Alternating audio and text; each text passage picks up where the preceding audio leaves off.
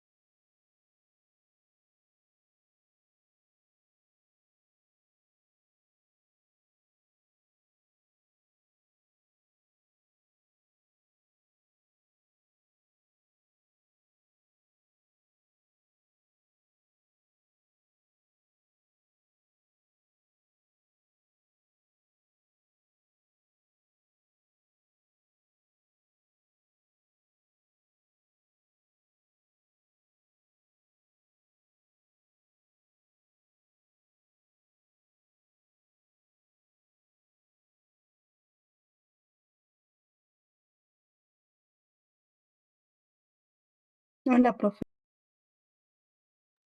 Hola.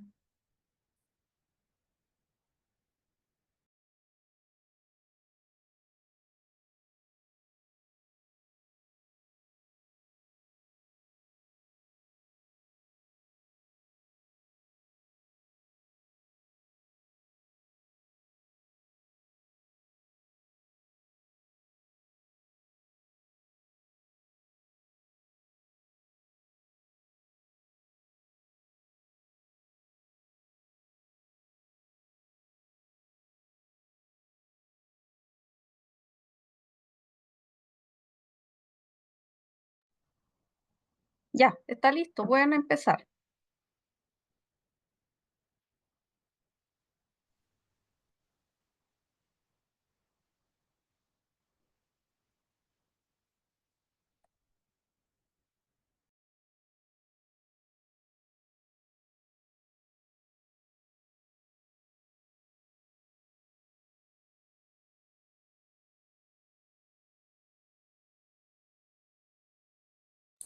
¿Dónde está, profe? Disculpe. Está en Blackboard, donde siempre. Debería aparecer al inicio. Dice Control 2, NRC 5258, donde te aparece el contenido del curso.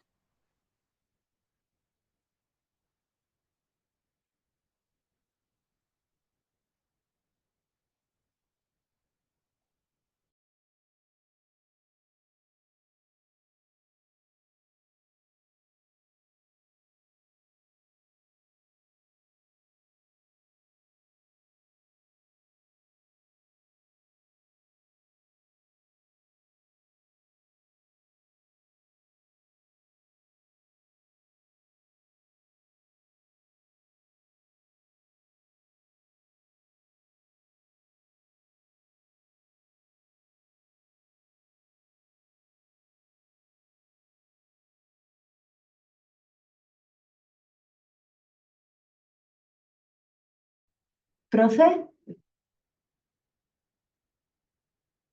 Dígame, no encuentro la evaluación. está en contenido del curso. Ahí está, arriba. Debería aparecer. Al menos a mí me aparece arriba. La Que primera. donde dice información de asignatura. No, en Donde- Blackboard, contenido. Ahí está. Compañera, tienes que volver a actualizar la página. Ahí te va a cargar. Ya, gracias.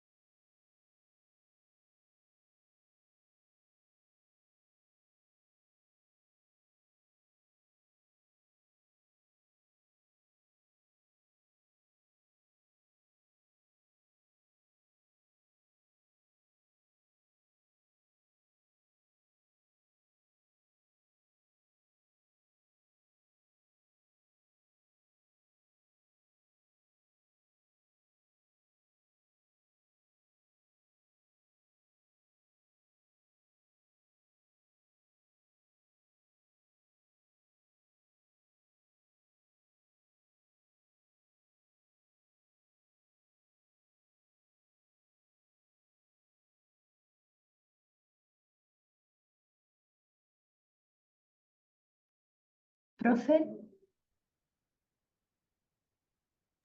Dígame. ahí donde dice contenido adicional, que hay un cuadro blanco que hay que hacer ahí. ¿En la prueba? Sí, después de la pregunta 8 o no, o hasta ahí nomás llega. No, no, si no, es hasta las 8 nomás. Ah, ya, ya, profe, disculpe, gracias.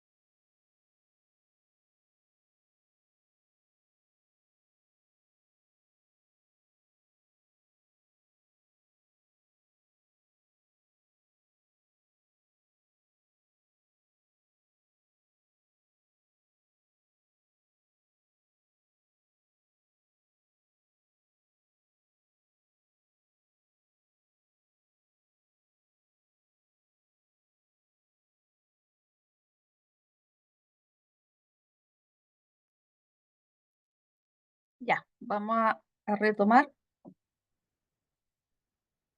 la clase. Por favor, si alguien me confirma que quedamos aquí, estoy segura que quedamos aquí. Y vamos a empezar la tipo 2.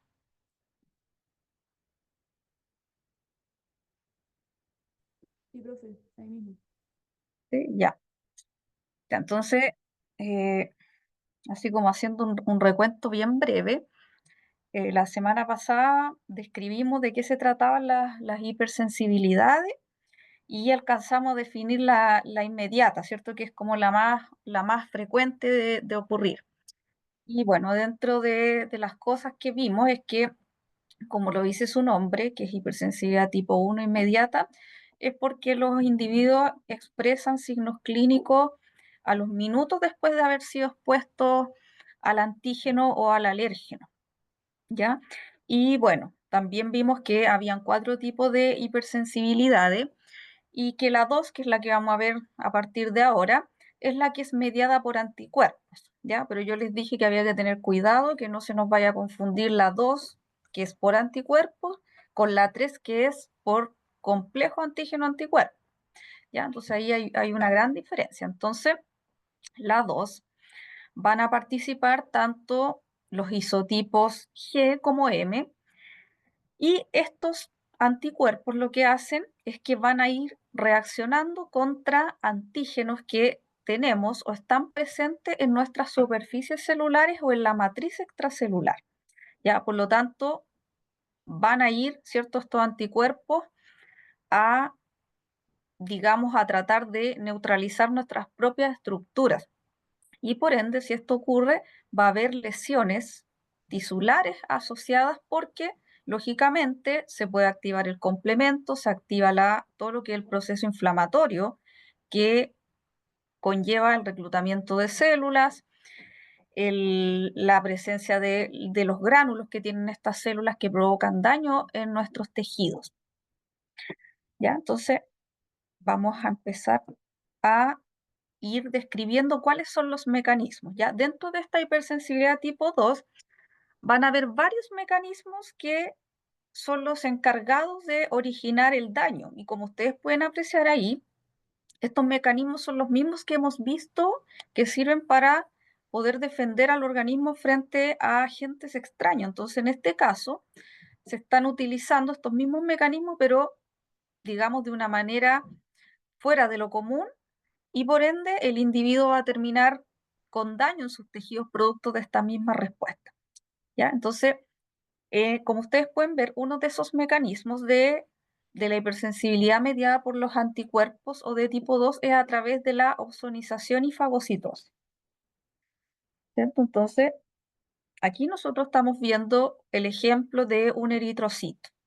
¿Ya? El eritrocito es una célula y por ende tiene en su superficie antígenos. Ya todas nuestras células tienen ciertos antígenos. Lo que pasa es que lo normal es que el sistema inmunitario tolere esos antígenos. Hay una tolerancia normal frente a esos propios antígenos, donde, por supuesto, que todas las células que hemos visto y todos los mecanismos nos van a atacar esos antígenos.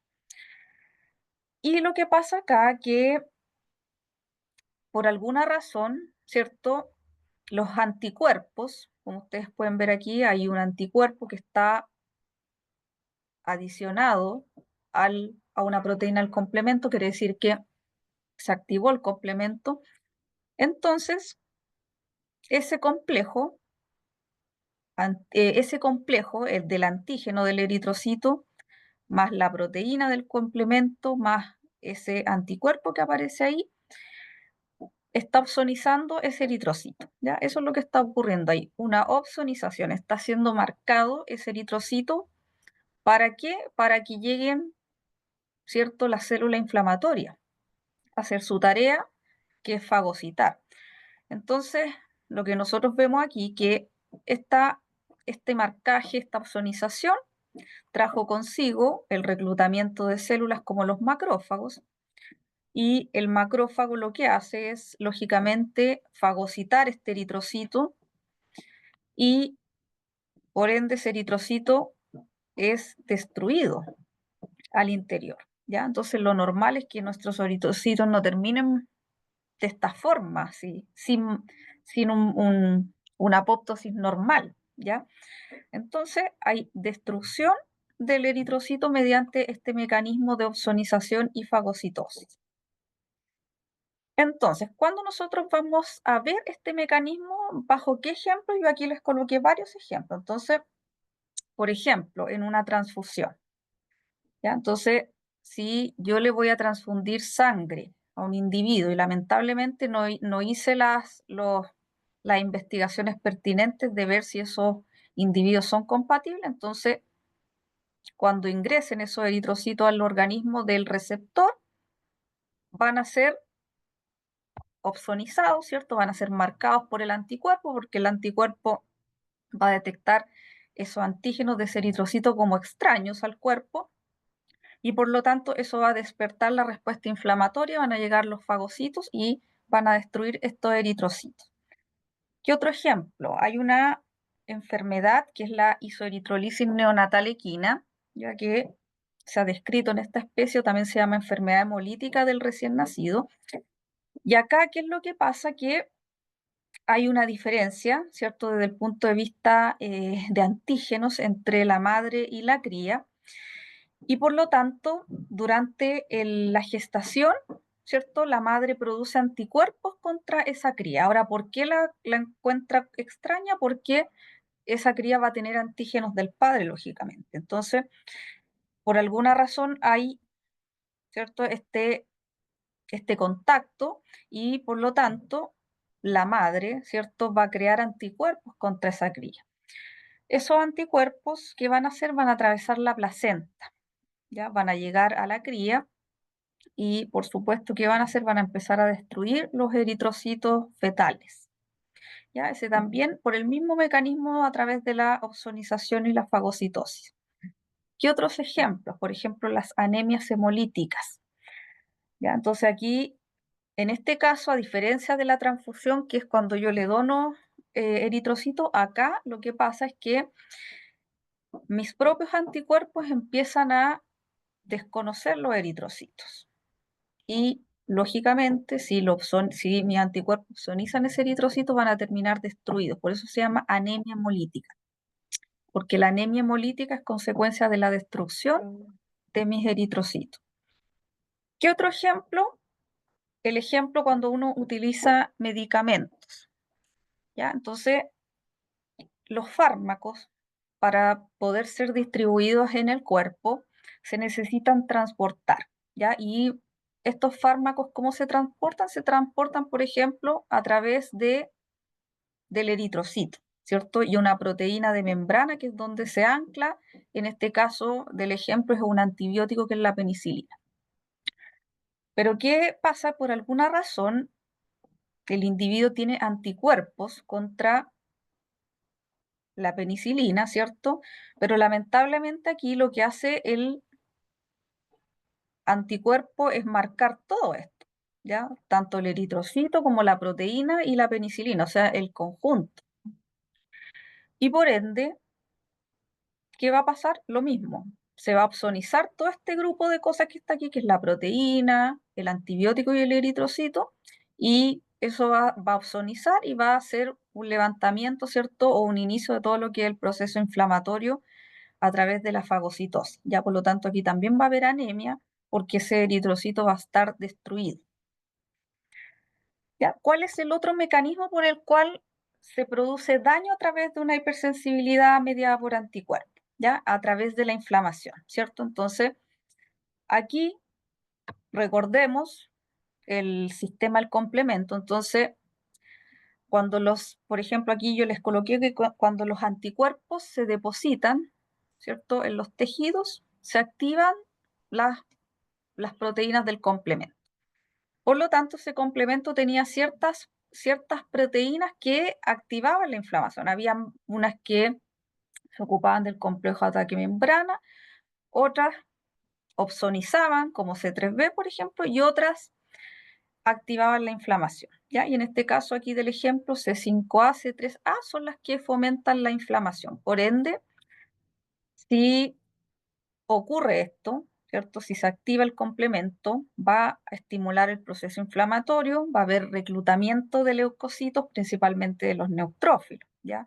Los neutrófilos tienen gránulos que su contenido produce daño en los tejidos, va a haber liberación, ¿cierto?, de moléculas proinflamatorias y, por supuesto, todo eso va a generar inflamación y daño o lesión tisular, ¿ya? Entonces acá el mecanismo de inflamación se transforma en una respuesta, digamos, bastante adversa para el individuo.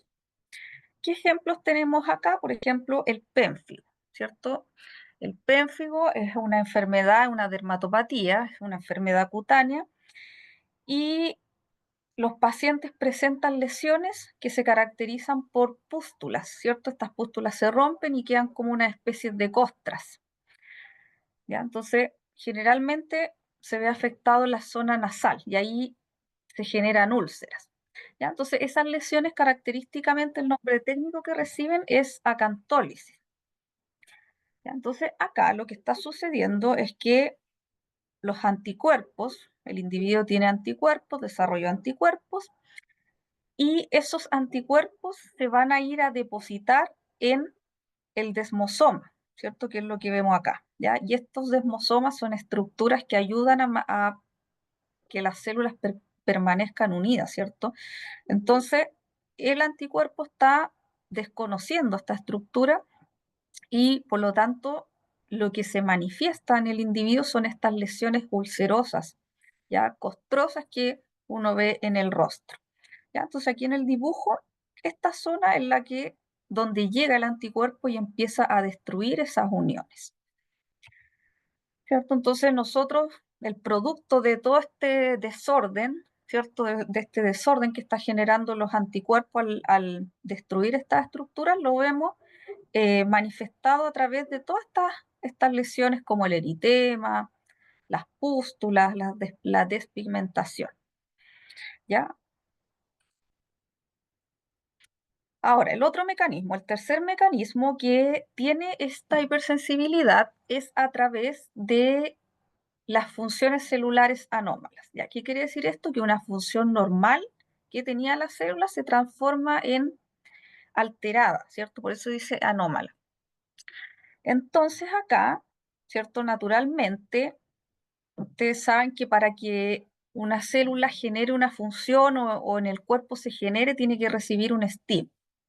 ¿Ya? Por lo tanto, acá los anticuerpos se meten a lugares donde no deben estar, ¿ya? Eso es básicamente el mecanismo. El anticuerpo va a situarse, por ejemplo, en un receptor donde no debe ir, ¿ya? Y acá yo les coloqué 3 ejemplos de qué sucede cuando el anticuerpo está metido donde no debe estar, ¿ya? Y el primero es, si ustedes se dan cuenta, esta es una célula de la tiroides, ¿ya? Una célula tiroides. Y por lo tanto, esta célula tiene receptores para las hormonas tiroides, en este caso la TSH. ¿Ya? Por lo tanto, a esos receptores, que son esos palitos cafés que se ven ahí, debería llegar solo la hormona TSH, ¿ya? No debería haber otra cosa ahí. Pero por alguna razón, el organismo desconoció estos receptores y les fabricó unos anticuerpos, ¿ya? Para poder atacar esos receptores, neutralizar esos receptores. Por lo tanto, el anticuerpo se deposita ahí y no llega a la TSH, que es lo que debería llegar, ¿ya? Entonces, el anticuerpo acá empieza a hacer una función que no le corresponde, y esa función es que empieza a estimular al receptor sin haber hormona. ¿Y cuál es el resultado de esto? Que se va a provocar digamos, una liberación excesiva de la hormona tiroidea y el paciente va a terminar con hipertiroidismo, solamente porque este anticuerpo está haciendo labores que no le corresponden. ¿Qué otro caso?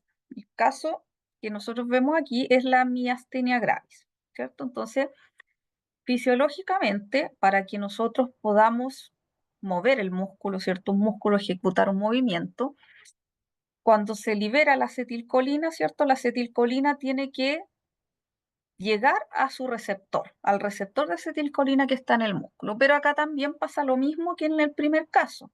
el organismo empezó a hacer anticuerpos contra el receptor de acetilcolina y se deposita ahí, ¿ya? Y no deja que la acetilcolina llegue al músculo, por ende, ese individuo termina con parálisis, porque no se puede producir el movimiento, ¿ya? Y el tercer ejemplo acá es la absorción de la vitamina B12, ¿ya? Entonces, la vitamina B12, este es un enterocito, por ejemplo, ¿cierto? La vitamina B12 para atravesar este enterocito necesita, digamos, una molécula que la ayude a atravesar, ¿ya? Y esa molécula es lo que aparece aquí, el factor intrínseco, ¿cierto? Pero también aquí, por alguna razón, el cuerpo lo que hace es generar anticuerpos contra ese factor intrínseco. Entonces, el anticuerpo está unido a ese factor y lamentablemente no se puede unir la vitamina al factor para poder cruzar la barrera intestinal, ¿cierto? La célula epitelial. Por lo tanto, los individuos terminan con un tipo de anemia que se llama anemia perniciosa autoinmune. ¿Ya? Entonces, en todos estos casos, es el anticuerpo el que se va a colocar, ¿cierto? Por alguna razón se genera este anticuerpo y se coloca en lugares donde no debe y altera funciones normales del cuerpo. ¿Ya? ¿Alguna duda de esto? Porque voy a pasar a la hipersensibilidad de tipo 3. Ya, recordar nomás, tienen que recordar los mecanismos por los cuales se genera el daño.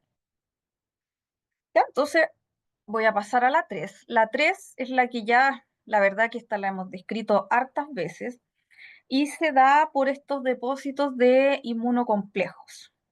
¿Ya? Esto quiere decir que van a participar inmunoglobulinas M o G, como dice ahí, frente a antígenos solubles, y estos complejos se van depositando en las paredes de los Profe, vasos, ¿sí? perdón, sí, yo tenía una pregunta con lo anterior, pero es decir que, o sea, en esa de la de tipo 2 siempre se da como sin inflamación, o en algún caso podría haber como, eso no me quedó como muy claro, haber inflamación secundaria.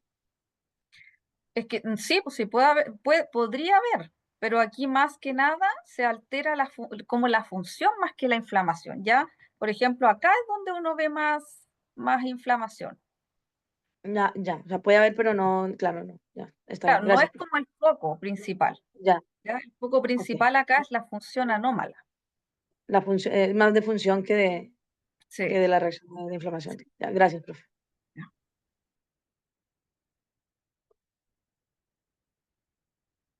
Ya, entonces, acá, como les iba diciendo, este depósito de los antígenos anticuerpos en las paredes de los vasos genera una vasculitis. Ya, ese es el nombre técnico. Y muchas veces es tal el daño que la vasculitis es una vasculitis grave, una vasculitis necrotizante, donde se destruye las paredes de los vasos. Y esto es porque, lógicamente, aquí los neutrófilos empiezan a eliminar, a vertir sus gránulos con estas proteínas tóxicas, que sabemos que son hechas para combatir, por ejemplo, microbios, pero lamentablemente acá un efecto, digamos, secundario es que los tejidos de la persona o del animal acaban con daño, ¿ya? Qué otra cosa más puede ocurrir aquí? Que como está alterado todo el mecanismo, ¿cierto? De coagulación, se empiezan a generar trombos y los trombos obstruyen los vasos. Por ende, puede haber un tejido que termine en isquemia, ¿ya? Por lo mismo, porque la llegada de los nutrientes, de oxígeno, se va a ver alterada, ¿cierto? Entonces aquí está lo que yo estaba describiendo recién, que este reclutamiento de, de células inflamatorias producto del depósito de estos inmunocomplejos trae efectos negativos porque, lógicamente, los neutrófilos tienen enzimas, tienen especies reactivas de oxígeno, las cuales están hechas para, por ejemplo, destruir un microbio, pero en este caso es el tejido del individuo el que termina con el daño, que se manifiesta por una vasculitis. ¿Ya? Y lo otro, ¿cierto? Recordar que también estos trombos que se van generando pueden ir obstruyendo el flujo y generar estas lesiones isquémicas que son graves porque el tejido puede acabar necrosado. ¿Ya? Entonces aquí nosotros vemos una tabla, ¿cierto? para que ustedes, más adelante también hay otra, más asociada a agentes virales y microbianos y bacterias, donde nosotros podemos ver que hay varias enfermedades donde el mecanismo de lesión está asociado al depósito de estos inmunocomplejos. Entonces, por ejemplo, una enfermedad que hasta hace poco había un brote aquí, que es la anemia infecciosa equina, ¿ya? La anemia infecciosa equina es un virus y cuando, por ejemplo, ocurre depósitos de estos inmunocomplejos en ciertas zonas, que ya lo vamos a ver, puede generar este daño a través de la vasculitis. ¿Qué otra enfermedad? Por ejemplo, la glomerulonefritis aguda. Ya también esa enfermedad es una consecuencia del depósito de inmunocomplejos. Más adelante les voy a ir diciendo por qué. ¿Qué otra cosa más? Por ejemplo, el COPD, que es una enfermedad inflamatoria respiratoria que tienen los equinos debido a ciertos patógenos como hongos, esporas, y también se ha descrito que el daño, ¿cierto?, que se produce en esta enfermedad es producto de esta hipersensibilidad de tipo 3. ¿Ya? Entonces, todo este depósito de inmunocomplejos no es que ocurra así como entra el antígeno y se deposita, ya requiere un tiempo. Acuérdense que es necesario igual que se vaya activando la inmunidad, ¿cierto? Que pase algo, que pase cierto tiempo, ¿ya? Entonces, primero ocurre la fase 1, ¿va? Esto va a empezar con la fase 1. Y aquí recién se están formando, ¿cierto?, estos inmunocomplejos. Primero, si ustedes ven en el dibujo, anda el antígeno circulando y acá anda el anticuerpo libre, ¿cierto? Entonces eso es lo primero que va a ocurrir. Entonces se ha descrito que alrededor de una semana después, ¿cierto?, de que ingresa el antígeno, se empiezan a formar estos complejos antígeno-anticuerpos. Ya posteriormente, ¿qué es lo que ocurre? Ocurre la denominada fase 2. ¿Ya? Y aquí pasa que característicamente los lugares o los órganos donde más se filtra sangre, como aparece ahí, se los coloqué en negrita, presión elevada, son los que se ven más afectados con estos depósitos. ¿Y dónde son esos? El glomérulo y las articulaciones. Entonces, por eso que en esta tabla parecía que había glomerulonefritis aguda, ¿ya? Y las glomerulonefritis, las enfermedades renales crónicas, por ejemplo, pueden ser causa de el depósito en los vasos de esos lugares de estos complejos antígeno-anticuerpos, ¿ya? Y lamentablemente el glomérulo y las articulaciones son las que se ven más afectadas. Por eso ustedes van a ver de repente, cuando vean infecciosas, que hay algunas enfermedades que el animal tiene artritis, ¿ya? Sin que, digamos, el patógeno genere un daño en la articulación, sino que es este complejo antígeno-anticuerpo el que está causando el problema ahí por toda la inflamación que conlleva el depósito, ¿cierto? Entonces aquí en la fase 2 ya estamos viendo depositado este complejo antígeno-anticuerpo y lógicamente van a llegar las células inflamatorias, ¿ya? Y en la fase 3 ya aquí está depositado, ¿cierto? Y hay una lesión. Comienza la vasculitis, producto de todas las respuestas y todas las enzimas que empiezan a liberar estos neutrófilos en ese tejido.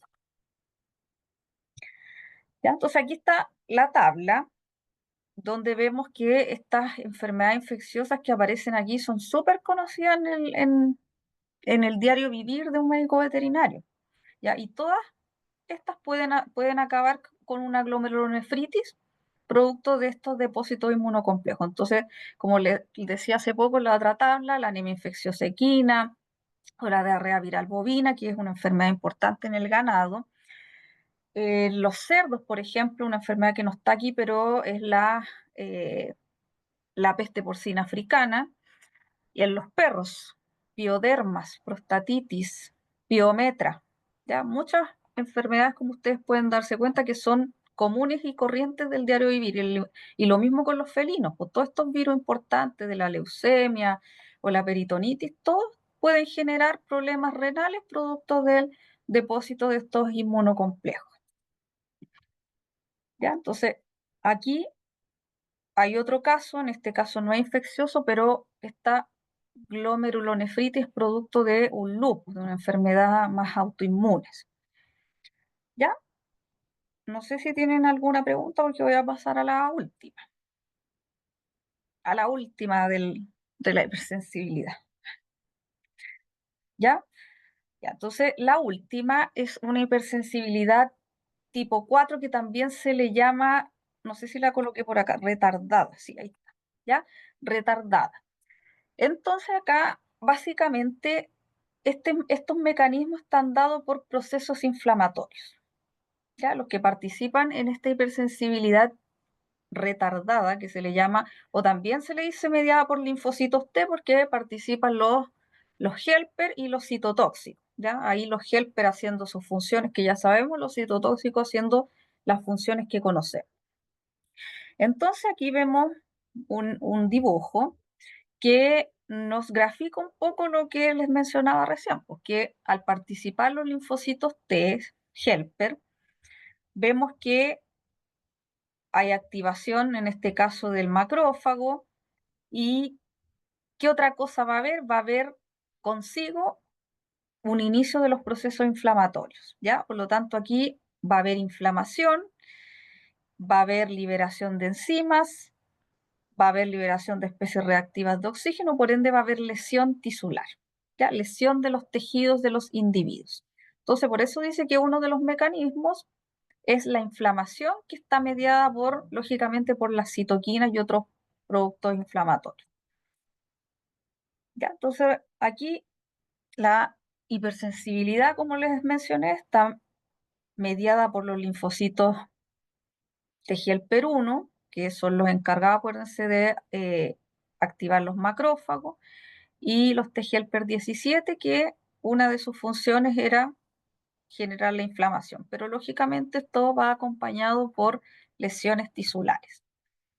¿Ya? ¿Qué otra cosa es importante aquí de describir? Que en esta hipersensibilidad, ¿cierto? Que está mediada por estos linfocitos, vamos a encontrarlo con la llamada hipersensibilidad de tipo retardada. ¿Ya? Esto quiere decir que las manifestaciones son retardadas, ¿ya? Por eso se llama retardada. ¿Ya? Aparecen tardíamente a la exposición del antígeno. ¿Ya? Y se los voy a explicar con un ejemplo veterinario. ¿Ya? Entonces, aquí en Chile y en otros países, lógicamente, el diagnóstico de la tuberculosis bovina se hace a través de varias pruebas, ¿ya? Y una de esas pruebas, hay varias, yo acá les puse el ejemplo concreto. Una de esas pruebas es la prueba del pliegue caudal, o también se llama prueba del pliegue anocaudal, ¿ya? Recibe esos dos nombres. Y esta prueba, como aparece en los coloquios en negrita, es una prueba de rutina, ¿ya? Y en este caso, esta prueba se utiliza cuando uno no sabe la situación sanitaria del rebaño, ¿ya? Hay otras que se usan cuando uno sabe la situación, ¿ya? Sabe. En este caso, está la prueba del pliegue caudal, se usa cuando uno desconoce la situación sanitaria. Eso quiere decir que yo no sé si ese ganado tiene o no tiene tuberculosis o ha estado en contacto con la bacteria, con el Mycobacterium, que es la que produce la tuberculosis. ¿Ya? Por lo tanto, esta prueba se basa en, ¿cierto?, en que yo voy a inocular esto que ven ustedes aquí. Esto se compra, ¿ya? Se compra en una distribuidora. ¿Y qué es una tuberculina bovina? ¿Cierto? Eso quiere decir que adentro hay un purificado de Mycobacterium bovi, que es la bacteria que produce la tuberculosis bovina. Entonces, ¿qué es lo que se hace? Se toma una cantidad de esa tuberculina, ¿ya? Y se inocula acá, como ustedes pueden ver, debajo de la cola, por eso se llama del pliegue caudal, ¿ya? Entonces, ¿qué va a pasar aquí? Que lo que yo espero es observar una reacción que se llama reacción de la tuberculina, ¿ya? Por lo tanto, tengo que esperar, ¿cierto? Como es una hipersensibilidad retardada, este poroto que ustedes ven ahí, esa inflamación no aparece así como a los minutos, ya va a aparecer a las 72 horas. Entonces, a las 72 horas, incluso más, uno tiene que ir a medir, ¿ya? El, el porotito ese, ¿ya? O ese levantamiento. Entonces, eso solamente va a ocurrir, ¿cierto? Va a aparecer ese solevantamiento en los individuos que ya estuvieron antes expuestos a la bacteria en forma natural, ¿cierto? Que se infectaron, que se contagiaron con el Mycobacterium bovis. Y a eso es lo que se le llama aquí una reacción de la tuberculina, que es una reacción, ¿cierto?, de hipersensibilidad retardada. ¿Ya? A esto también se le llama una reacción positiva a la tuberculina, ¿cierto? Entonces es un indicador, como yo les coloqué ahí, que había una infección tuberculosa previa, ¿sí? ¿Qué qué otro ejemplo tenemos de la hipersensibilidad retardada? ¿Ya? Algo que ya habíamos visto que es los famosos granulomas, ¿cierto? Entonces, en las infecciones crónicas, acuérdense que el organismo que trata de poder aislar ese patógeno no puede porque el patógeno, digamos, tiene sus estrategias para quedarse al interior de la célula o de evadir la respuesta inmunitaria. Por lo tanto, entre los intentos que tiene el sistema inmunitario de poder hacerle frente es acorralar esa bacteria, por ejemplo, si estamos pensando en un micobacterio. ¿Ya? Y se van formando estos granulomas que son verdaderos collares de células, ¿cierto? De macrófagos, de linfocitos, uno que otro por ahí neutrófilo, etcétera. ¿Ya? Por lo tanto, esos granulomas se van formando porque hay señales crónicas de citoquinas, ¿cierto? Y como ustedes pueden ver, de células que están ahí tratando de eliminar al microbio que fue fagocitado. Ya, y ahora, ¿cierto? Si pensamos en los linfocitos citotóxicos también generan su daño a través de sus respuestas, ¿cierto? Entonces, recordemos que uno de los principales mecanismos que tiene el linfocito citotóxico es matar las células, ¿cierto? A través de sus armas, que son proteínas tóxicas, ya las perforinas y las granzimas, ya que destruyen o generan apoptosis de las células infectadas o tumorales. ¿Ya? Entonces aquí en este cuadro hay un resumen de varias enfermedades que tienen como mecanismo la hipersensibilidad tipo 4 y una de ellas es la famosa tuberculosis, ¿cierto? Entonces aquí va a haber formación de granulomas. ¿Qué otra enfermedad conocida? La enfermedad de John, ¿ya? Yo no sé si la han oído alguna vez, que es una enfermedad, eh, a diferencia es producida por un micobacterio, ¿ya? Y ese micobacterium se llama paratuberculosis. Y se parece a la tuberculosis, pero a diferencia de la tuberculosis, acá las lesiones están a nivel gastrointestinal. Entonces acá los granulomas, por ejemplo, no son en pulmón, pero son en el intestino. ¿Ya? Ahí es donde está el problema de esta enfermedad. Ya, no sé si tienen alguna otra duda porque voy a pasar a la otra diapositiva.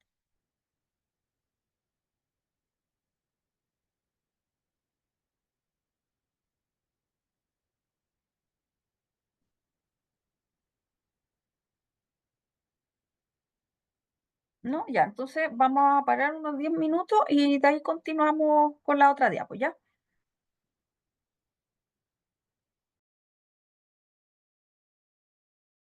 Gracias, profe.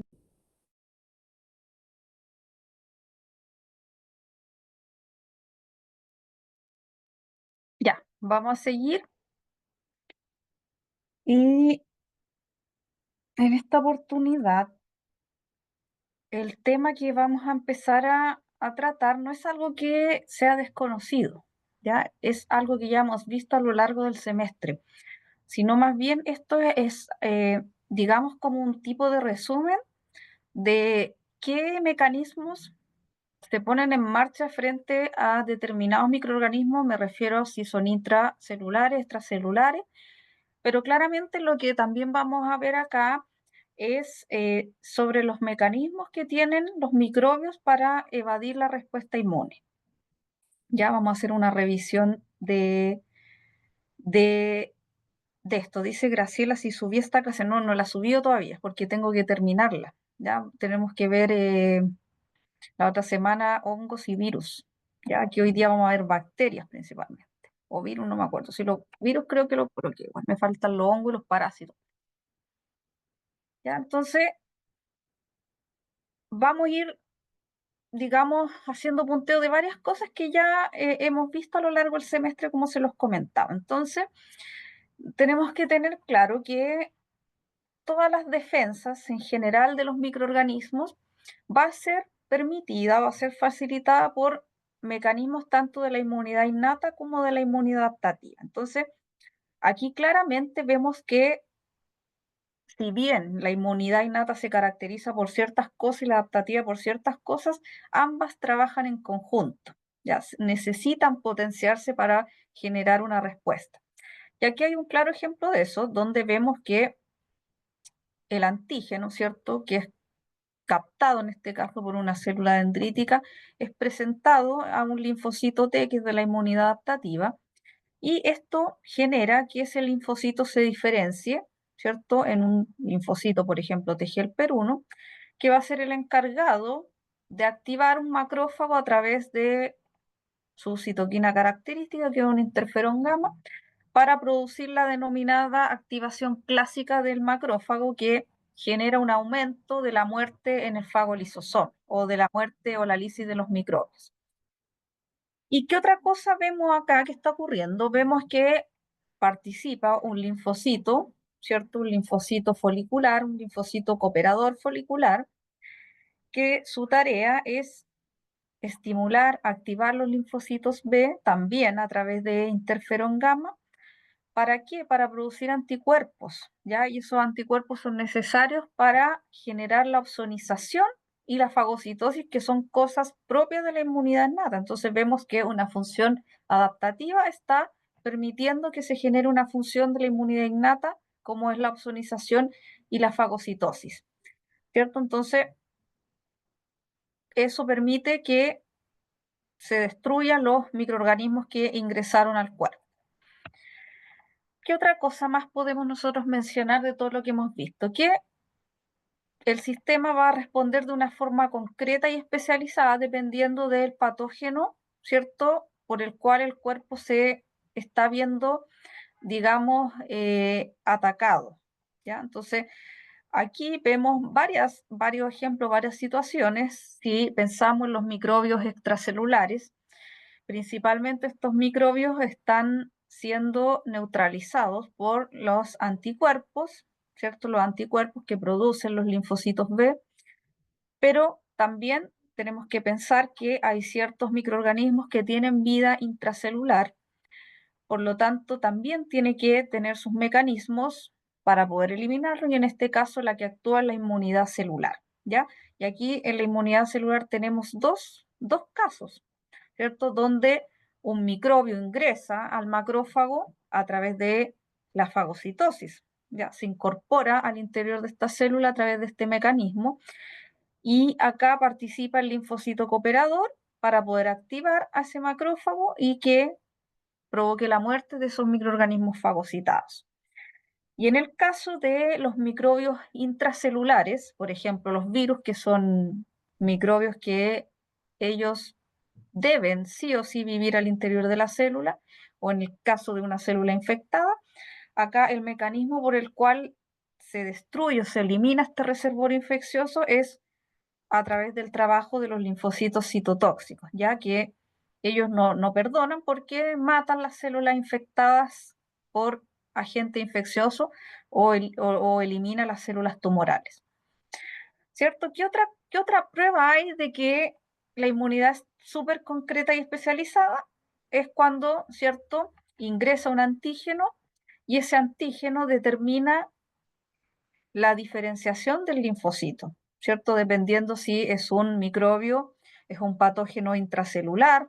Por ejemplo, ese linfocito se diferencia en un grupo TGLPER1 que va a trabajar a través del macrófago, o si el antígeno detectado en el organismo proviene de un gusano, de un helminto, el grupo que participa son los linfocitos TGLPER2, o en el caso que se necesiten anticuerpos, ¿cierto? Para opsonizar microbios, participan acá los linfocitos foliculares, ¿ya? Entonces, todo esto es prueba de que la respuesta es muy concreta y es muy especializada. Ahora, ¿qué pasa? Que los microorganismos, debido a la presión que ejercen los sistemas inmunitarios de los individuos, ¿cierto? Esa presión ha hecho que ellos tengan que sobrevivir, ¿cierto? Entonces, de alguna forma, los microbios han desarrollado distintos métodos, ¿cierto? Mecanismos para poder evadir la respuesta inmunitaria. Y en el caso del dibujo, por ejemplo, ¿qué mecanismos? El Mycobacterium tuberculosis, que causa la tuberculosis en las personas, ¿cierto? Va a impedir, por ejemplo, que se fusione el fagosoma con el lisosoma. Sabemos que la fusión de estas dos cosas es importante para que el macrófago mate lo que tiene adentro, ¿ya? Entonces lo que hace esta bacteria es impedir que se fusionen estas dos estructuras y por ende no va a haber muerte del microbio, va a seguir adentro en el fagosoma. ¿Qué otra cosa hacen los microbios? Por ejemplo, bloquean ciertos mecanismos bactericidas que están dentro de los lisosomas y de esta forma se arrancan de morir, ¿ya? Eh, ¿Qué otra cosa hacen? Cuando, por ejemplo, ya se fusionó el fagosoma con el lisosoma, le hacen agujeros a este fagolisosoma y se escapan al citosol, ¿sí? ¿Qué otra cosa hacen algunos microbios? Por ejemplo, Brucela bloquea la presentación del antígeno, ¿cierto? Entonces, de esa forma, todo lo que sucede después de eso se ve alterado. ¿Ya? ¿Qué otra cosa más hacen los microbios? Los microbios establecen infecciones latentes o persistentes. Por ejemplo, como veíamos hace poco en la hipersensibilidad tipo 4, vemos que, por ejemplo, un Mycobacterium o un patógeno crónico tienden a generar los famosos granulomas, ¿ya? Y este también es un mecanismo que le permite a estos patógenos perpetuarse en el cuerpo porque la inmunidad, si bien vemos que está controlada, perdón, el patógeno está controlado acá, no es eliminado del cuerpo. Ya. ¿Qué otra cosa importante nosotros tenemos que recoger de todo lo que hemos aprendido en el semestre? Que si bien, ¿cierto? Hemos descrito varios mecanismos, hoy día también con la misma hipersensibilidad tipo 3 nos dimos cuenta que a veces las lesiones que se generan básicamente son por la propia respuesta inmunitaria del individuo más que del microbio en sí, ¿ya? Entonces también hay que eh, tener en cuenta que muchas de estas lesiones son propias de la respuesta inmune, como veíamos en el caso de la vasculitis por estos depósitos complejo antígeno-anticuerpo. Ya, entonces, para poder entender ciertas cosas que tienen que ver con la evasión de la inmunidad o cómo trabajan los microbios, vamos a empezar a describir ciertos conceptos que están asociados a los agentes biológicos. Y uno de ellos es la infectividad. Ya cuando nosotros hablamos de infectividad, estamos describiendo, ¿cierto?, la capacidad que tienen los microorganismos de generar una infección en los tejidos. Por ejemplo, en el caso de este dibujo vemos a la salmonela, ¿ya? Entonces, la salmonela tiene varias cosas, que ya la vamos a ir viendo cómo se llaman esas cosas, que le permiten, ¿cierto?, atravesar la célula, porque la tiene que cruzar para poder llegar, tiene ciertos mecanismos y, lógicamente, ¿qué otra cosa tiene que haber para que un agente logre esta infectividad? Ese individuo tiene que ser susceptible a la infección por ese agente, ¿ya? Por ejemplo, yo no soy susceptible al parvovirus, ¿cierto? Por mucho que yo tenga contacto con ese agente, a mí no me produce enfermedad, ¿ya? Entonces, la infectividad, cuando hablemos de infectividad, va a ser esta capacidad que tiene el agente infeccioso de generar infección en los tejidos a los que llega, y por lo tanto acá el requisito es que el individuo sea susceptible a la exposición a ese agente. ¿Qué otra característica tienen los agentes biológicos? Hay un concepto que se denomina patogenicidad, ¿cierto? Y es esta capacidad que tiene, ¿cierto?, el agente biológico de producir enfermedad, ¿ya? Ahora, toda esta capacidad de producir enfermedad viene relacionada por los mecanismos de patogenicidad que cuentan los agentes. Ya cada agente tiene distintos mecanismos de patogenicidad y estos mecanismos vienen codificados en el genoma de ese agente infeccioso. Ahora bien, ¿cierto? Yo no sé si usted alguna vez le han enseñado la triada epidemiológica. La triada epidemiológica dice que no basta con la presencia del patógeno, sino que también hay otras cosas como el ambiente donde se desarrolla el agente y el agente propiamente tal, y el individuo, ¿ya? Esas tres cosas son como los pilares esenciales para producir una infección, ¿ya? Que algo se desequilibre. Entonces no bastan los mecanismos de patogenicidad que tenga el patógeno acá, sino que también tienen que ver características propias del individuo, ¿ya? Y dentro de esas características nosotros encontramos varias cosas como la edad, el estado inmunitario, la alimentación, muchas veces el sexo, macho, hembra. Por ejemplo, si nosotros pensamos en la brucelosis, ¿quién de los dos sale más dañado? La hembra, por los abortos y por todo el daño que le producen el sistema reproductivo, ¿ya? Entonces, son varias cosas que van a determinar también que un individuo salga afectado eh, de una infección. ¿Ya? Entonces, como les mencionaba recién, van a haber factores también que están ligados al hospedero que van a permitir el crecimiento y que este agente desarrolle su mecanismo de patogenicidad, ¿ya? Por lo tanto, como les mencionaba, tiene que ver mucho si en qué estado está este sistema inmunitario, si está inmunodeprimido o no. Hay factores genéticos, ¿ya? La edad, jóvenes y ancianos son los más, digamos, susceptibles a las infecciones, la presencia de microbiota. Ya la microbiota es tan importante que la microbiota lo que hace es competir con esos microorganismos dañinos y evitar que se instalen en ciertos lugares, como por ejemplo la mucosa. Infecciones secundarias o infecciones coexistentes, ¿cierto? Y lógicamente aquí nosotros vemos la virulencia de ese patógeno y la resistencia que tiene ese patógeno para poder establecer infección en un tejido, ¿ya? ¿Por qué? Porque acuérdense que los patógenos no es llegar y pasar, sino que cuando ingresan al cuerpo se ven enfrentados por la inmunidad innata y sus barreras.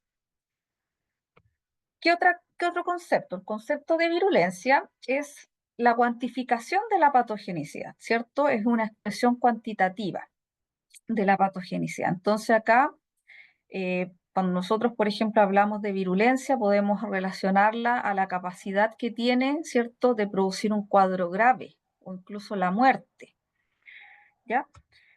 ¿Qué otra cosa es importante cuando nosotros hablamos de patógenos? La transmisibilidad, ¿ya? Entonces acá, con este concepto, nosotros describimos cuál es la capacidad que tiene esa agente de propagarse. Y lógicamente esto difiere de patógeno en patógeno. Por ejemplo, un patógeno respiratorio muchas veces tiene una alta capacidad de transmisión, de propagarse, porque alguien estornuda o a través de las secreciones nasales se va liberando el agente.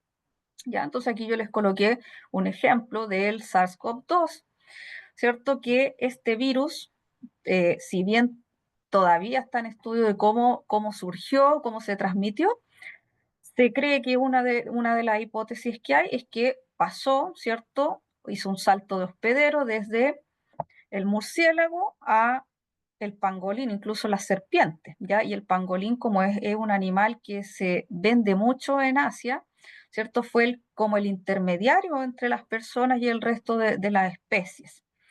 ¿Ya? Entonces tiene que ver mucho también con la capacidad del mismo agente de poder ir saltando de hospedero en hospedero y de poder perpetuarse. ¿Ya? Entonces, ¿qué otra cosa nosotros tenemos que ir incorporando dentro de una enfermedad infecciosa, ¿ya? O cómo se produce una infección. Aquí nosotros vemos una lista de 4 cosas por las que tiene que pasar un agente infeccioso, ¿sí? ¿Ya? Entonces aquí dibujo SARS-CoV-2, por ejemplo, que es un patógeno conocido ya, y este patógeno, ¿cierto?, ingresa por la vía aérea, uno de sus mecanismos principales de ingreso, y para poder, ¿cierto?, acceder al individuo que va a infectar, tiene que penetrar ese hospedero, penetrar las barreras, mucosa nasal, por ejemplo, ¿ya? Y posteriormente desarrollar su metabolismo. Esto quiere decir que este virus va a ingresar a la célula, va a replicarse y se van a liberar, ¿cierto?, viriones para ir infectando otras células. Pero también acá no es que, como les mencionaba adelante, llegue y cruce el epitelio respiratorio. Tiene que ser capaz de sortear todas las barreras que tienen los individuos, mucosas, péptidos, anticuerpos, etcétera. Por lo tanto, tiene que resistir el sistema inmunitario del hospedero hasta generar un daño en ese individuo. Y la pregunta es, ¿cómo lo logra? ¿Ya? ¿Cómo lo hacen para poder pasar todas estas barreras que ya la hemos visto que son bastante, digamos, complicadas? No es llegar y cruzar. ¿Ya? Entonces, vemos aquí que hay varios mecanismos.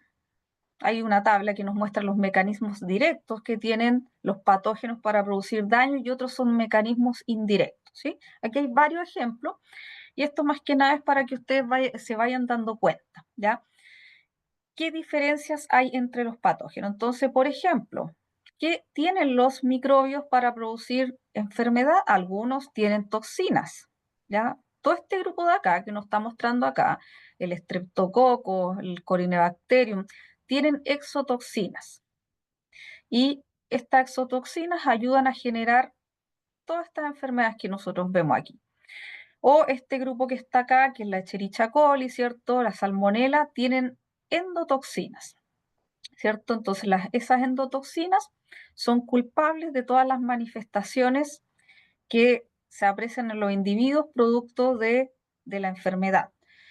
¿O qué otra cosa?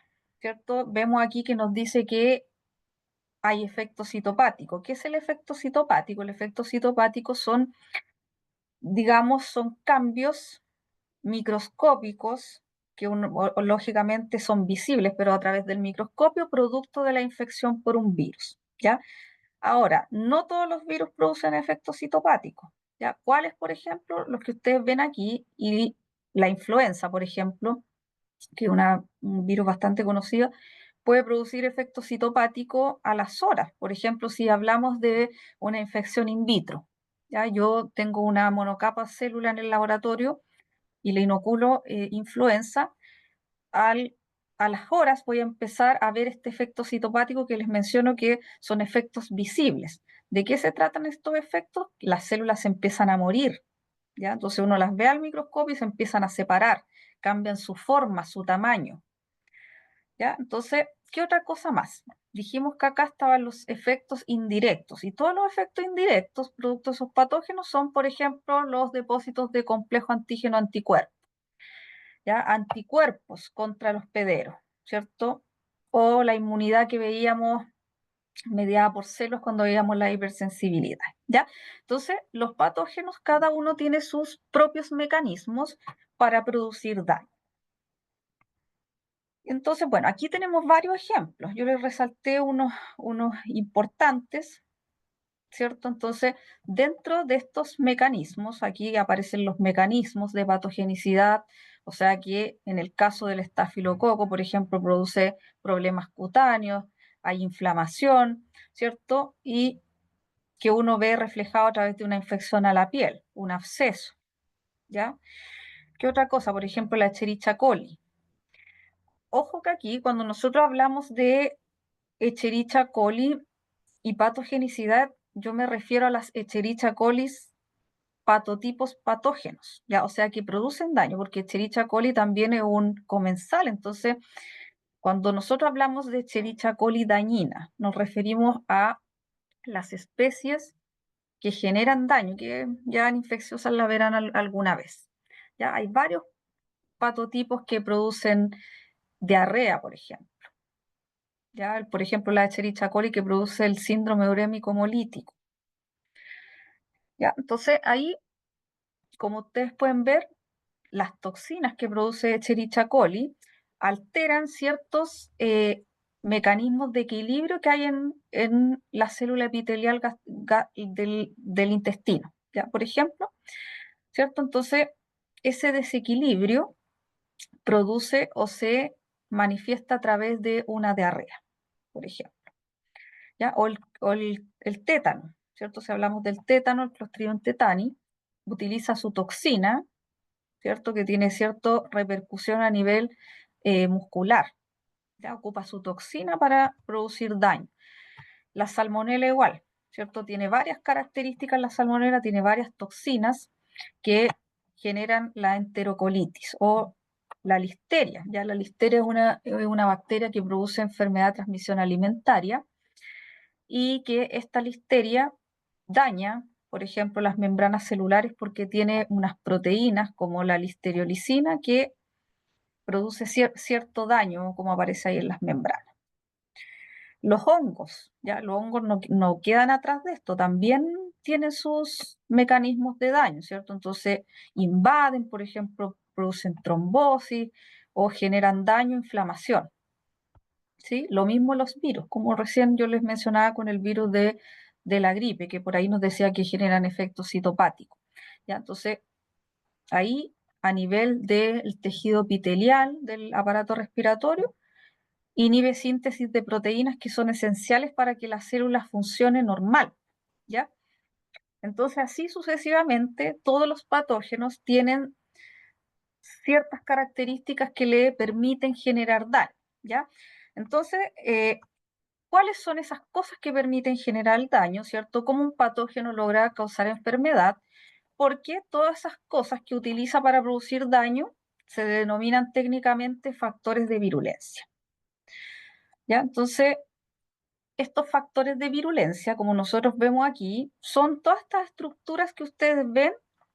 Está ahí sí, ¿ya? Entonces, los factores de virulencia son todas estas estructuras que ustedes están viendo aquí, que son propias del patógeno y que le sirven para colonizar un epitelio de un individuo. Ya, por ejemplo, en el caso de este virus, utiliza esta proteína Spike, ¿cierto?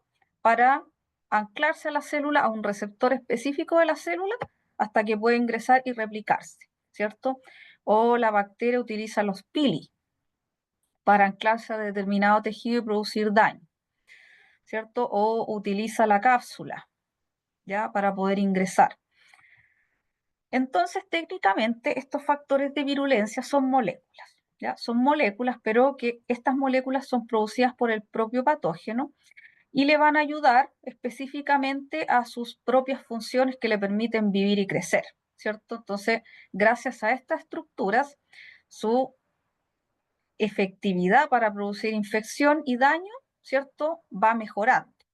Entonces, estos factores de virulencia, en teoría, como nosotros podemos ver este dibujo de este patógeno, está ahí, si lo ven, está anclado a una célula y está utilizando estructuras, por ejemplo, aquí para inyectar, para secretar proteínas, ¿cierto? Entre otras cosas, ocupa el flagelo para poder moverse. Y como aparece aquí, todos estos factores de virulencia le van a ayudar para colonizar al hospedero, ¿cierto? Para evadir la inmunidad, ¿ya? Todos los mecanismos que hemos visto inmunitarios, principalmente de la inmunidad innata, son los que evade, van a producir inmunosupresión, ¿cierto?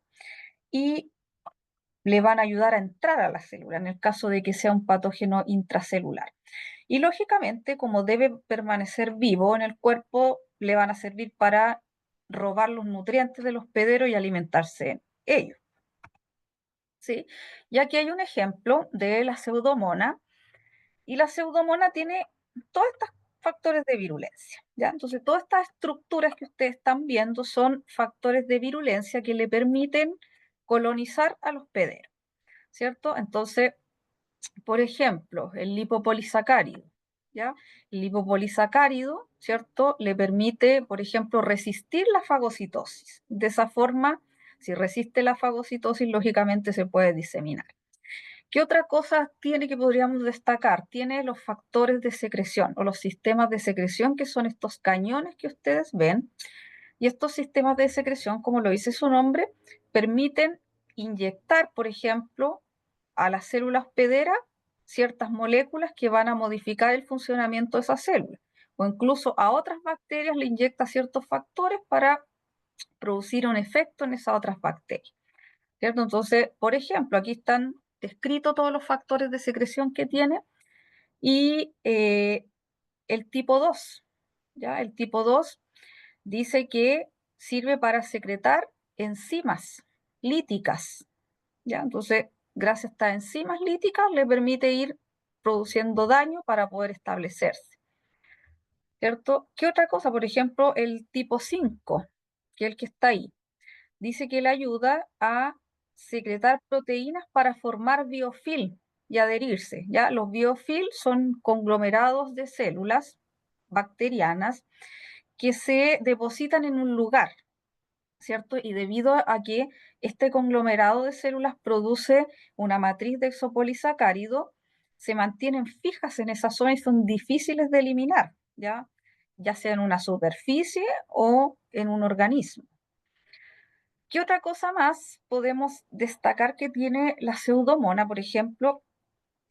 Aquí veo yo que aparece el quorum sensing. ¿Ya? El quorum sensing es un mecanismo de comunicación que tienen las bacterias y les ayuda a censar el ambiente en el que están. Entonces, a través de este quorum sensing se van avisando si el medio está medio inhóspito. Entonces, si está inhóspito, mejor no reproducirse y se quedan ahí juntas para evitar que, ¿cierto?, el medio inhóspito les genere daño, ya se comunica. También es un mecanismo de patogenicidad que tienen porque esta comunicación lógicamente les permite mantenerse en el medio. ¿Ya? Y así sucesivamente. Tienen un montón, si ustedes se dan cuenta aquí, son un montón de cosas que les permite perpetuarse y seguir, ¿cierto?, generando infección. Aquí les coloqué otro ejemplo yo de las enterobacterias. Y las enterobacterias, al igual que lo veíamos con Pseudomonas, también tiene sus propios factores de virulencia. Entonces, si se fijan aquí, también tiene sus sistemas de secreción, ¿ya? Forman biofilm, ¿cierto? Secreta toxinas, como ordenante les mencioné yo, la toxina Chiga es la toxina que porta la Escherichia coli que produce esta enfermedad hemolítica urémica, ¿ya? Entre otras, por supuesto. ¿Qué otra cosa tienen más? ¿Cierto? Los sideróforos, ¿ya? Sideróforos les sirve para adquirir hierro, hierro necesitan para vivir. ¿Qué otra cosa? Tienen flagelos, fimbres, adhesinas para establecerse en los tejidos que quieren colonizar. Ya tienen cápsulas, ¿cierto? Las cápsulas muchas veces sirven para evadir la fagocitosis. ¿O qué otra cosa más? Tienen aquí, vemos un plásmido. ¿Ya? El plásmido es un material genético móvil que tienen las bacterias, pero lo importante es que en los plásmidos, ¿cierto? Hay información que tiene que ver con la resistencia a los antimicrobianos. ¿Ya? Entonces, los plásmidos portan genes que codifican ciertas funciones que tiene, en este caso, la bacteria, y Escherichia coli, ¿qué puede hacer? O la enterobacteria, mejor dicho, puede modificar ciertas estructuras para impedir que los antibióticos ingresen. Por ejemplo, aquí puede hacer una bomba de flujo. ¿Ya? Naturalmente, las bacterias tienen bombas de flujo porque tienen que intercambiar moléculas de dentro hacia afuera o viceversa. Pero en este caso, la bacteria lo utiliza para botar el antibiótico, ¿ya? Entre otros mecanismos que ya lo veremos alguna vez.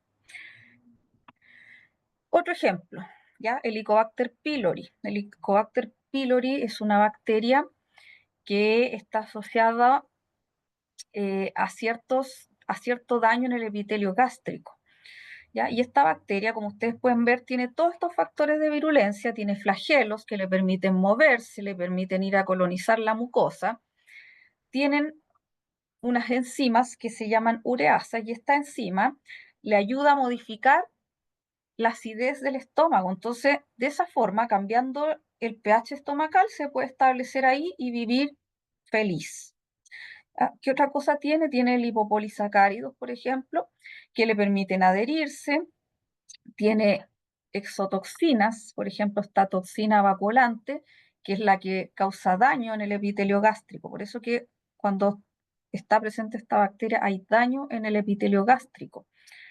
Tiene estos factores de secreción que eran los que veíamos en las otras bacterias que eran como cañones. También tiene, y por ahí, ¿cierto? Inyecta ciertas proteínas, en este caso, como ustedes pueden ver, a través de este factor de secreción, le inyecta cosas, proteínas, a la célula del hospedero, ¿sí? Entonces, estas proteínas que le inyecta generan daños bastante importantes en las células del hospedero. Esto quiere decir que remodela la actina, o sea que la célula cambia su forma, ya promueve la inflamación, ¿cierto? Y el crecimiento de las células inhibe la apoptosis. Entonces, por eso que esta bacteria está asociada a cáncer, ya, porque genera, digamos, modifica funciones celulares que tienen que ver con el, digamos, el cáncer gástrico, por ejemplo, ¿ya? Entre otras cosas, como ustedes pueden ver. Tiene muchos factores de virulencia que le permiten permanecer en un sitio, ¿ya? Entonces, aquí nosotros vemos un esquema general de cómo se produce la infección, ¿ya? La infección es un proceso, ¿cierto? Que se va a ir desarrollando en varias etapas, por lo cual lo primero que debe hacer el microbio es entrar, ¿cierto? Entrar al organismo. ¿Qué va a tratar de hacer después? Va a tratar de adherirse, ¿cierto?, a los tejidos, va a tratar de multiplicarse y generar infección. Pero como nosotros veíamos hace un rato, que la infección no es algo tan fácil, ya depende de factores tanto del microorganismo como factores del individuo. Aquí, bueno, en este esquema aparece solamente como factor la respuesta inmunitaria, pero la verdad que eso también va asociado a la edad, a la nutrición, al ambiente donde se desarrolla ese individuo, son varias cosas.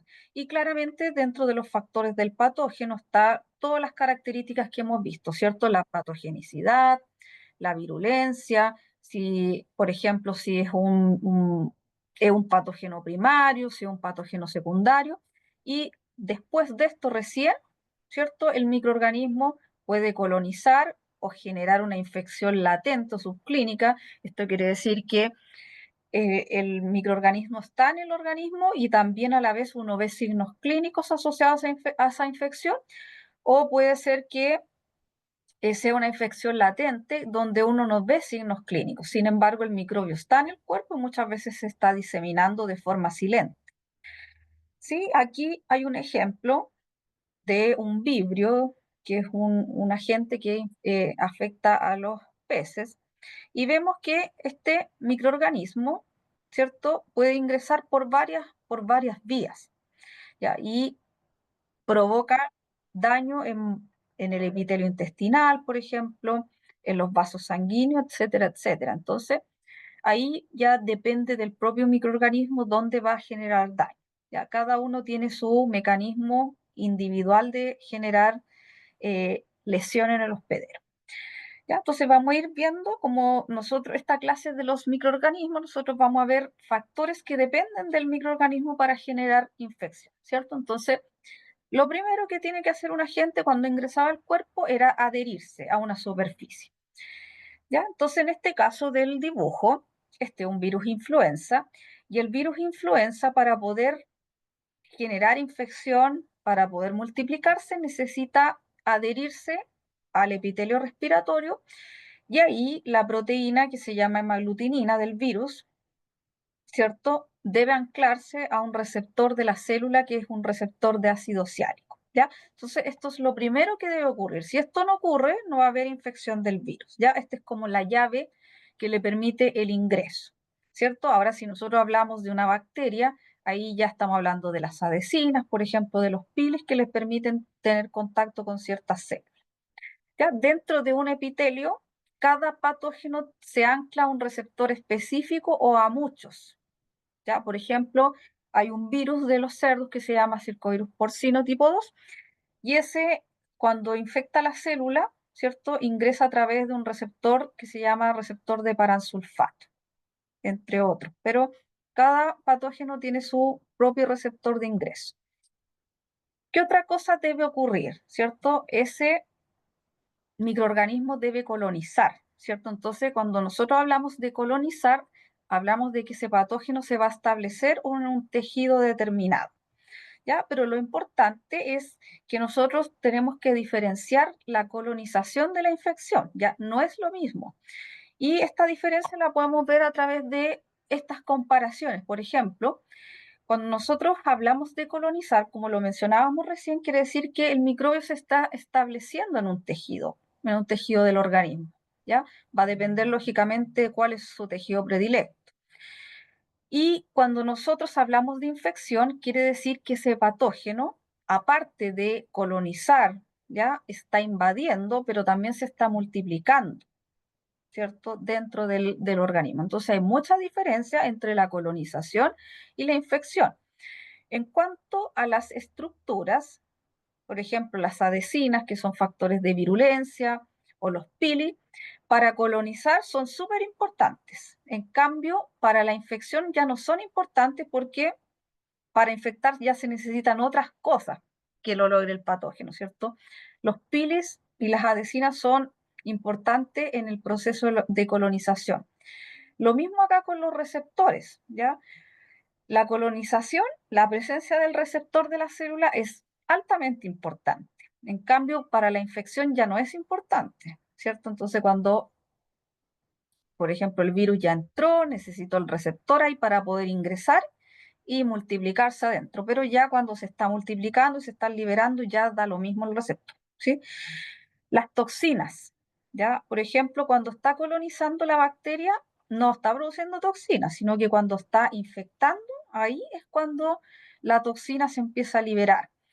Y en cuanto a los síntomas, básicamente cuando el individuo está colonizado todavía no tiene signos clínicos asociados a la enfermedad, pero cuando el microbio se está multiplicando porque ya hay una infección, ahí sí que se empiezan a aparecer los síntomas.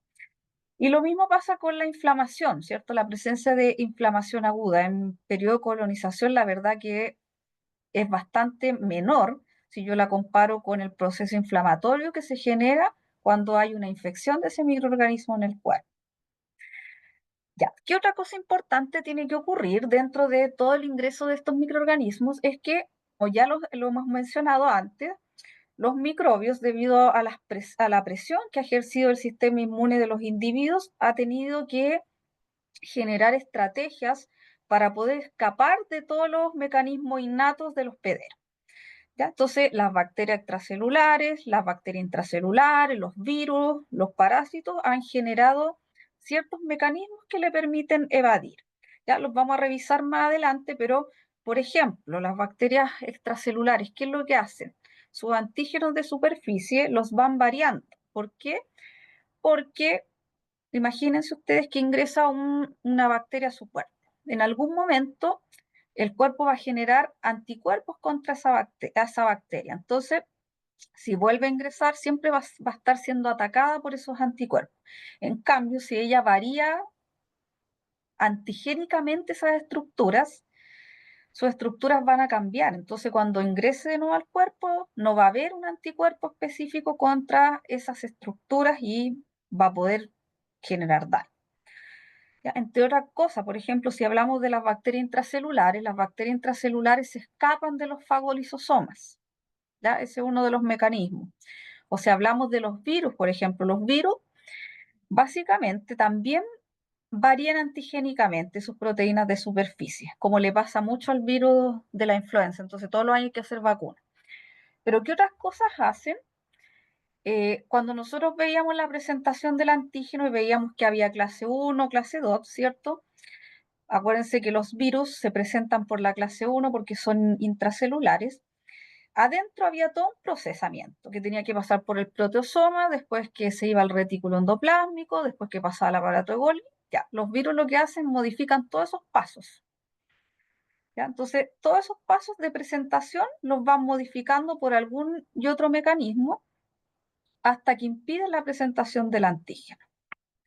¿Ya? Entonces, otra cosa que hacen es producir daño a través, ¿cierto? Como mencionábamos delante, del efecto citopático. El efecto citopático, aquí tienen un dibujo para que ustedes lo entiendan de mejor forma. Yo les dije que era una modificación microscópica, entonces va a haber cambio del núcleo, ¿cierto? Se van a generar cuerpos de inclusión en el citoplasma, producto de la multiplicación del virus. La membrana nuclear pierde su forma, ¿cierto? Entre otras cosas, ¿ya? Y todo esto es producto de la invasión del virus, la multiplicación, o también puede haber daño producto de las toxinas, ¿cierto? O de las endotoxinas que tienen los microorganismos. ¿Ya? ¿Qué va a hacer después el microbio cuando ingrese? Se va a multiplicar, ¿cierto? Quiere tener varios microbios que ayuden a generar daño adentro, y debido a las condiciones, temperatura, nutrientes, el microorganismo empieza a reproducirse como loco, ¿cierto? Hasta que muchas veces se extiende. Esto quiere decir que se disemina de un lugar de entrada y va a llegar a otro tejido, por ejemplo, la Brucella abortus, ¿cierto? Se disemina a través de los neutrófilos, por ejemplo, y va a dar a la glándula mamaria, el aparato reproductor de la hembra, por ejemplo. ¿Ya? Lo mismo aquí con este ejemplo del chikungunya. ¿Ya? El agente ingresa a través de la picadura de un mosquito, ¿cierto? Va a ingresar por la piel y después, ¿cierto? Se va a expandir la infección, va a llegar a los linfonódulos hasta que llega a circulación y llega al hígado, por ejemplo, o a los músculos. ¿Ya? Se extiende el agente, se disemina a través del organismo.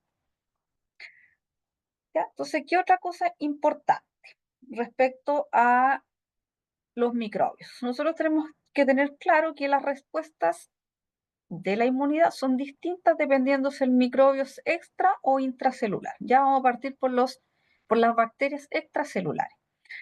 Entonces, en el espacio extracelular pueden haber dos alternativas: o está en la sangre o en el intersticio, o está en una superficie epitelial, ¿cierto? Si nosotros hablamos de la sangre, de la linfa, ¿qué mecanismos nos vamos a encontrar ahí? Todos los que ustedes ven aquí, los anticuerpos, ¿cierto? Los fagocitos, los anticuerpos neutralizantes, y en las superficies, ¿qué es lo que encontramos también? Anticuerpos neutralizantes, sobre todo la inmunoglobulina A. ¿Qué otra cosa producen las células epiteliales? Los péptidos antimicrobianos.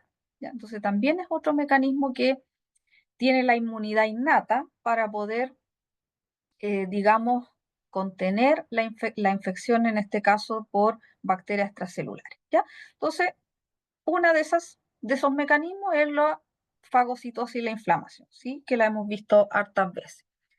Y acá hay reconocimiento de los productos, tienen que recordar todo eso: reconocimiento de los microorganismos, de los hay receptores de reconocimiento de patrones moleculares asociados a patógenos, ¿cierto? Uno de los receptores importantes son los TLR, que detectan patrones moleculares asociados a patógenos, y todo eso permite el inicio del proceso inflamatorio, el estímulo de la inmunidad adaptativa, la secreción de interferón, en el caso si estuviéramos hablando de un virus intracelular, ¿sí?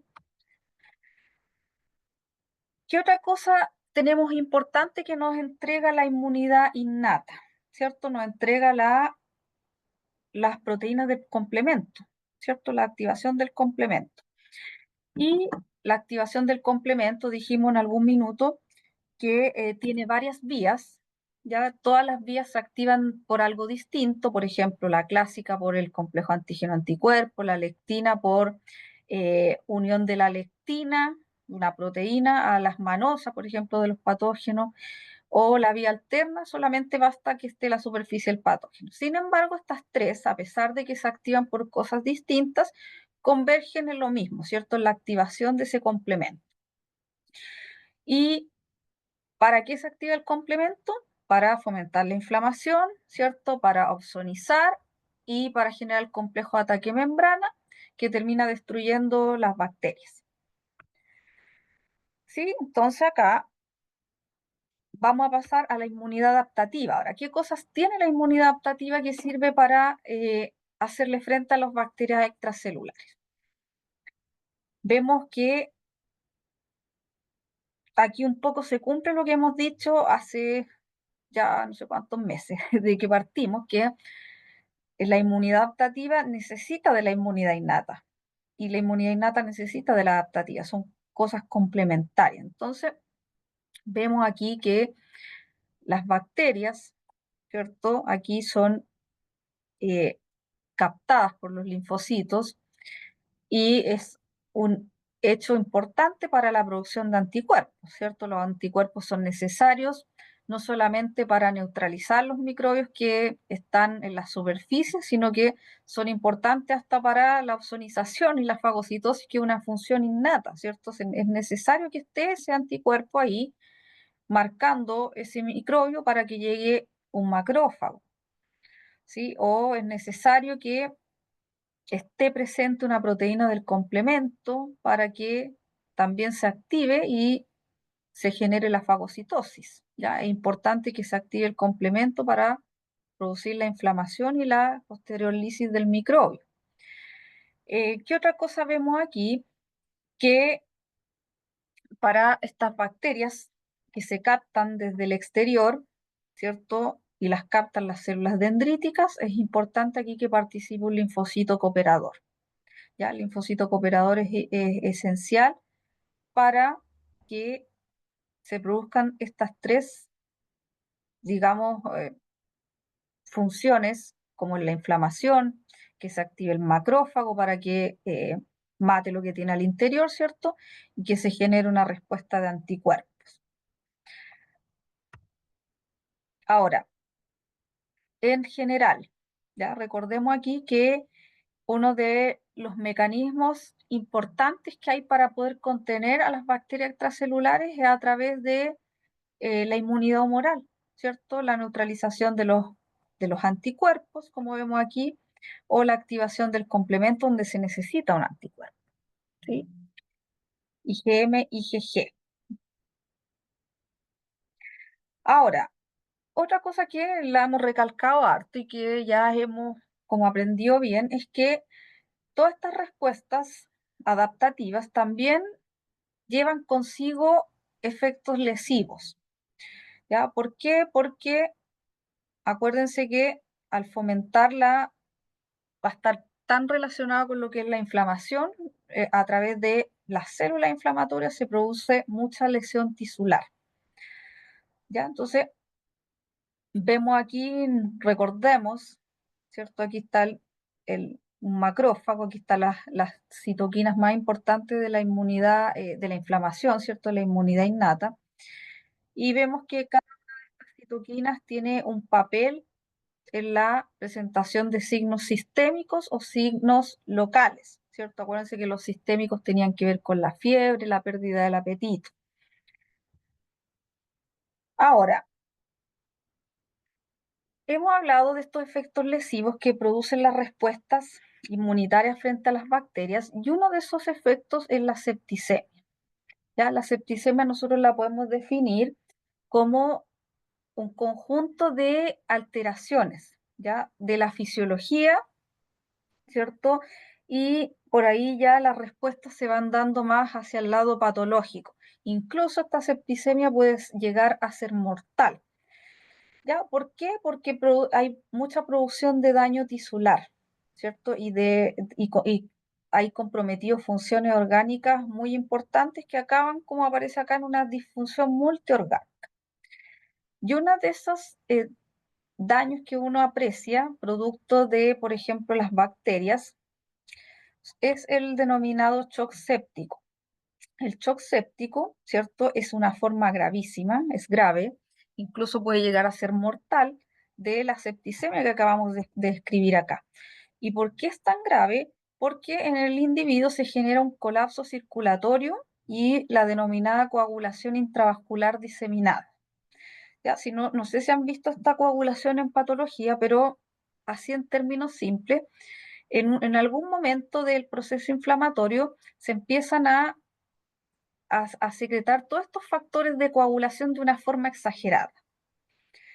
¿Sí? Pero llega un momento en que esos factores de coagulación donde se liberaron de forma tan brusca se agotan, ¿ya? Se agotan y empieza a pasar lo contrario. Entonces el individuo empieza a generar hemorragias. Si uno le ve las mucosas hemorrágicas, órganos hemorrágicos, ya a eso se refiere con coagulación intravascular diseminada. Y lógicamente eso es grave. Y si bien, ya ustedes pueden ver aquí que el concepto de shock es un concepto amplio, donde uno de los principales problemas que se generan es que hay una hipoperfusión generalizada, o sea, la perfusión está alterada a nivel orgánico. Y si está alterada, por lo tanto, va a haber problema en el gasto cardíaco y en el volumen sanguíneo. ¿Ya? Por lo tanto, si nosotros lo asociamos a sepsis, ya en el caso de los microorganismos puede tener este tipo de resultado que es grave. Ahora, claro, ustedes se van a encontrar, no sé si, como se los digo, no sé si lo habrán pasado ya en fisiopatología, pero puede haber un shock hemorrágico o por una quemadura o por un infarto. Puede ser de diverso origen. En este caso yo les marqué ahí el shock séptico, ¿ya?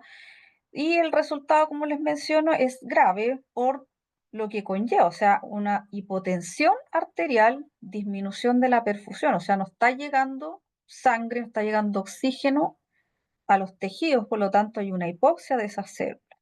Por eso es tan grave.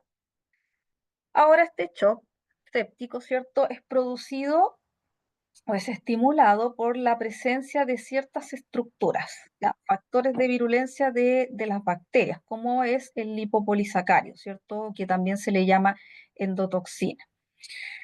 El lipopolisacárido está en las gran negativas, ¿cierto? Entonces, ¿qué pasa en el organismo? Hay, lógicamente, una activación del proceso inflamatorio, como ustedes pueden ver ahí. Hay activación de leucocitos y hay lo que se llama la cascada de citoquina, o sea, hay una secreción un poco exagerada de las citoquinas, ¿ya? Y esto está asociado a lo que se llaman también superantígenos, que son, por ejemplo, el lipopolisacárido de estas bacterias y terminan en lo que se llama el síndrome de shock tóxico, ¿ya? Entonces, estos superantígenos provocan un disturbio en, en el funcionamiento normal del sistema inmunitario que nosotros hemos visto hasta ahora. ¿Ya? Entonces, cuando nosotros describíamos la presentación del antígeno, ¿cierto? Que en el caso, como es una bacteria extracelular, el microbio, ¿cierto? Es captado por la célula presentadora, es procesado y el antígeno, como ustedes pueden ver, se presenta el linfocito T helper.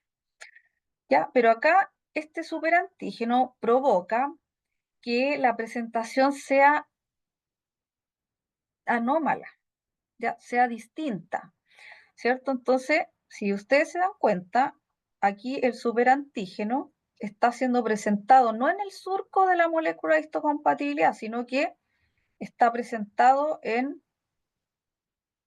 esa zona de la cadena de histocompatibilidad, ¿cierto? Como aparece ahí. No es en el surco, ¿cierto? En los dominios, por ejemplo, aquí, en la normal, el antígeno está contactando con el dominio alfa y beta. Acá solamente está contactando con el dominio beta, ¿sí? Y por lo tanto, esa presentación produce una activación inespecífica de los linfocitos, no una activación específica como uno podría esperar.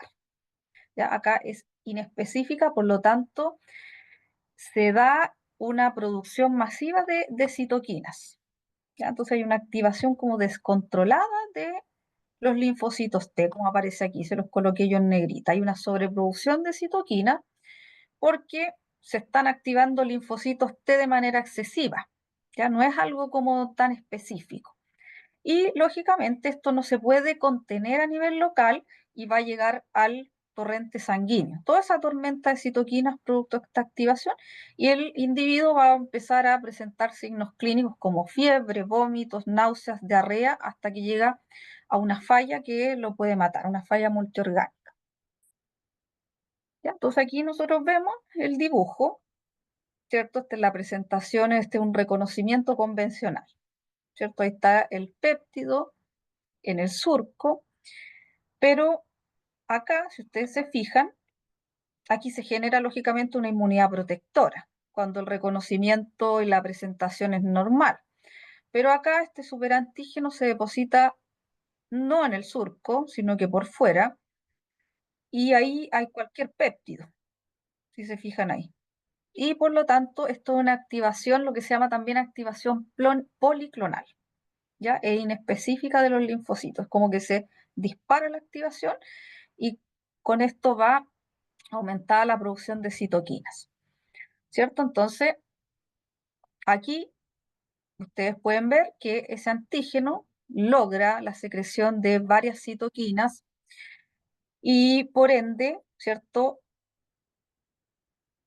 Hay, no quiero hablar mucho de los, de los mecanismos porque lo van a ver en fisiopatología, pero son todos los mecanismos inflamatorios que ya hemos visto, ¿cierto? Hasta que el individuo llega a un shock séptico y el shock tiene que ver, acuérdense, un estado de hipoperfusión generalizada y consigo lleva todo lo que lleva la inflamación, o sea, vasodilatación.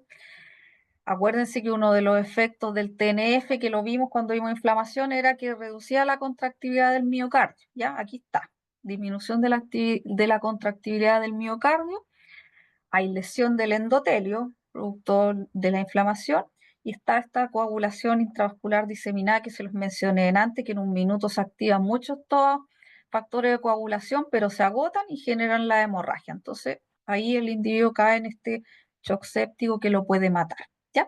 Y aquí está nuevamente descrito como parte de esto.